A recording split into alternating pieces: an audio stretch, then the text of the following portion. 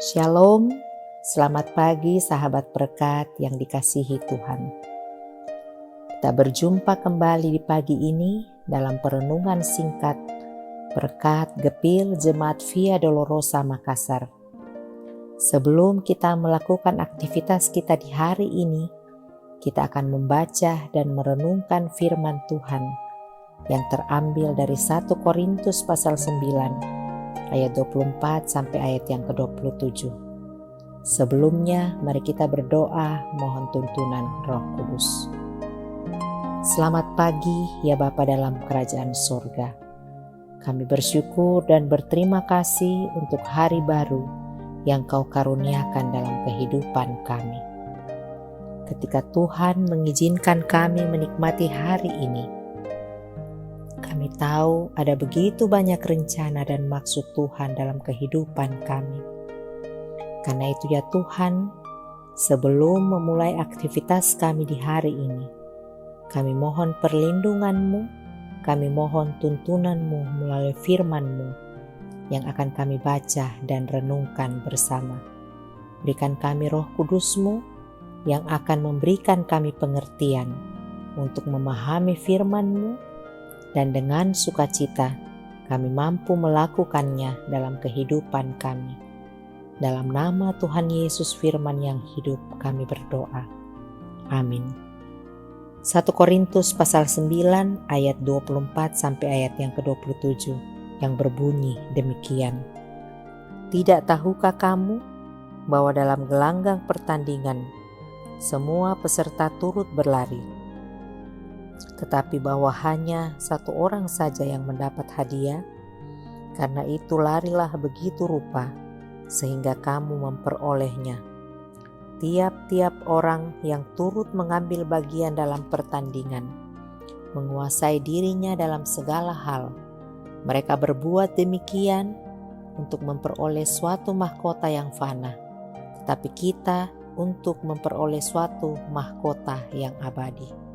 Sebab itu aku tidak berlari tanpa tujuan, dan aku bukan petinju yang sembarang saja memukul. Tetapi aku melatih tubuhku dan menguasainya seluruhnya, supaya sesudah memberitakan Injil kepada orang lain, jangan aku sendiri ditolak. Demikian firman Tuhan. Amin. Sahabat berkat yang Tuhan Yesus kasihi, tema renungan kita di pagi ini, tetaplah berlari mengejar mahkota abadi. Rasul Paulus mengatakan bahwa hidup kekristenan seumpama orang-orang yang berada dalam gelanggang pertandingan. Di dalam sebuah pertandingan, tentu setiap orang ingin menjadi pemenang dan bukan menjadi orang-orang yang kalah. Dalam gelanggang pertandingan atletik, semua peserta turut berlari untuk mendapatkan hadiah. Tetapi hadiah yang mereka peroleh adalah hadiah yang sementara dan bukan hadiah yang kekal. Sahabat berkat kekasih Kristus, sebagai anak-anak Tuhan, setiap kita juga digambarkan oleh Rasul Paulus sebagai seorang atlet yang sedang berlari untuk mengejar hadiah atau mahkota.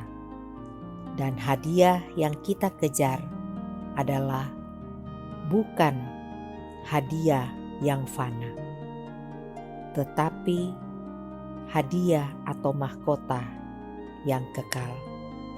Pada ayat yang ke-24 bagian B, Paulus menasihatkan, karena itu larilah begitu rupa sehingga kamu memperolehnya. Larilah begitu rupa mengandung makna ada usaha yang harus dilakukan dan tidak asal berlari. Ada target dan sasaran yang hendak kita capai. Para atlet di dunia ini melakukan banyak usaha untuk bisa menjadi atlet yang baik dan menjadi seorang pemenang. Mereka harus berlatih dengan semangat, tekun, rajin, dan disiplin. Mereka harus memperhatikan makanan yang dikonsumsi, termasuk di dalamnya makan makanan yang sebenarnya tidak mereka sukai, atau menahan diri dari makanan-makanan yang mereka sukai. Mereka harus menaati jadwal yang telah dibuat. Jam berapa mereka harus bangun, jam berapa mereka harus berlatih, jam berapa mereka harus makan, dan jam berapa mereka harus beristirahat. Ketika mereka melanggar jadwal yang sudah dibuat, pasti akan ada sanksi atau hukuman. Usaha untuk menjadi pemenang ini menuntut pelepasan hak, baik itu terhadap makanan yang sangat kita sukai, maupun hak untuk menggunakan waktu demi kesenangan pribadi. Menjadi pemenang membutuhkan perjuangan, semangat, latihan, kesabaran, disiplin diri, keseriusan, ketaatan, dan ketekunan. Dalam pertandingan iman, kita pun dituntut untuk menguasai diri kita dalam segala hal. Kita harus mempunyai tujuan hidup, tidak sembarangan menjalani kehidupan, dan terus berlatih dengan semangat, tekun, disiplin, dan pantang menyerah. Ayat 25, 26, dan 27. Kitab 2 Timotius pasal 2 ayat 5 mengatakan, seorang olahragawan hanya dapat memperoleh mahkota sebagai juara apabila ia bertanding menurut peraturan-peraturan olahraga. Setiap pertandingan pasti punya aturan atau syarat tertentu.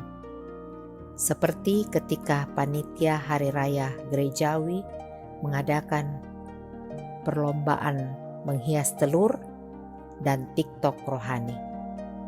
Ada aturan dan syarat-syarat yang dibuat. Dalam pertandingan iman, Alkitab berisi semua peraturan-peraturan dan syarat-syarat yang berlaku bagi kita untuk menjadi seorang pemenang dan memperoleh mahkota yang abadi. Seperti seorang atlet yang harus melepaskan haknya untuk menjadi atlet yang baik dan menjadi pemenang. Demikian juga dalam kehidupan kita sebagai anak-anak Tuhan. Ada begitu banyak hal yang harus kita lakukan yang mungkin tidak menyenangkan bagi kita, dan ada begitu banyak kenyamanan yang harus kita lepaskan untuk mendapatkan mahkota abadi yang Tuhan janjikan. 1 Timotius pasal 4 ayat 7b dan 8. Latihlah dirimu beribadah. Latihan badani terbatas gunanya, tetapi ibadah itu berguna dalam segala hal, karena mengandung janji, baik untuk hidup ini maupun untuk hidup yang akan datang. Nats ini mau mengatakan kepada kita, sebagai manusia kita penuh keterbatasan. Kekuatan, kehebatan, kepintaran, kekuasaan, kejayaan, kekayaan manusia tidak ada yang abadi. Selagi kita masih diberi waktu dan kesempatan untuk menikmati hidup ini, itu berarti kita harus terus berlatih beribadah kepada Tuhan. Dalam ibadah mengandung doa, puji-pujian, dan makanan rohani, yaitu firman Tuhan. Makanan yang tidak menyehatkan banyak sekali ditawarkan dunia yang memberikan kenyamanan dan kenikmatan sesaat melalui berbagai cara, sehingga kita tidak lagi punya waktu untuk mengkonsumsi makanan rohani firman Tuhan. Kita harus memanfaatkan waktu secara bijaksana dan bertanggung jawab, karena waktu yang berlalu tidak akan pernah kembali lagi. Seringkali kita begitu sibuk dengan kebencian, kemarahan, sakit hati, persaingan yang tidak sehat, ambisi untuk mendapatkan ketenaran dan penghargaan dari dunia, mengejar kekayaan, sehingga fokus hidup kita tidak lagi untuk mendapatkan hadiah yang abadi. untuk fokus pada tujuan dalam setiap pertandingan, pasti akan ada gangguan, godaan, dan tantangan dari sekitar kita. Pandemi COVID-19 ini adalah salah satu tantangannya. Tetapi melalui tim multimedia dalam jemaat dan kecanggihan teknologi, pandemi COVID-19 tidak menghalangi kita untuk beribadah kepada Tuhan. Malah ada begitu banyak talenta dan kemampuan yang jemaat miliki terus dipakai dalam pelayanan dan akan menguatkan jemaat untuk terus fokus pada tujuan. Filipi pasal 3 ayat 13 dan 14 mengatakan, "Saudara-saudara, aku sendiri tidak menganggap bahwa aku telah menangkapnya, tetapi ini yang kulakukan. Aku melupakan apa yang telah di belakangku dan mengarahkan diri kepada apa yang di hadapanku dan berlari-lari kepada tujuan untuk memperoleh hadiah, yaitu panggilan sorgawi dari Allah dalam Kristus Yesus." Kembalilah pada jalur perlombaan yang sudah ditentukan bagi kita. Tentukan tujuan kita, arahkan pandangan ke depan. Jangan melihat ke belakang. Jangan biarkan berbagai masalah dan pergumulan menghambat langkah kita, apalagi membelokkan tujuan kita. Mulailah beranjak dari garis start dengan mensyukuri berkat dan talenta yang Tuhan berikan kepada masing-masing kita. Teruslah berlari begitu rupa dengan mata yang tertuju ke depan. Patuhilah aturan-aturan pertandingan iman. Capailah garis finish, karena di sana ada hadiah yang telah dijanjikan, yaitu mahkota yang abadi. Tuhan Yesus memberkati kita. Amin. Menutup berkat kita di pagi ini, mari kita berdoa. Terima kasih Tuhan buat firman-Mu bagi kami di pagi ini. Tolong kami untuk terus melakukan firman-Mu dalam kehidupan kami. Bapa di surga, seluruh kehidupan kami di hari ini, kami mau taruh dalam tangan pengasihan-Mu. Jaga dan peliharakan kami dengan berbagai aktivitas kehidupan kami. Biarlah semua boleh kami kerjakan dengan pimpinan dan pertolongan Tuhan. Berkati hamba-Mu, Bapak Pendeta Adi Sandra, dan seluruh majelis kepil Jemaat Via Dolorosa, tim multimedia, dan semua jemaat yang terus memberi diri dalam pelayanan, dalam setiap tugas dan tanggung jawab mereka.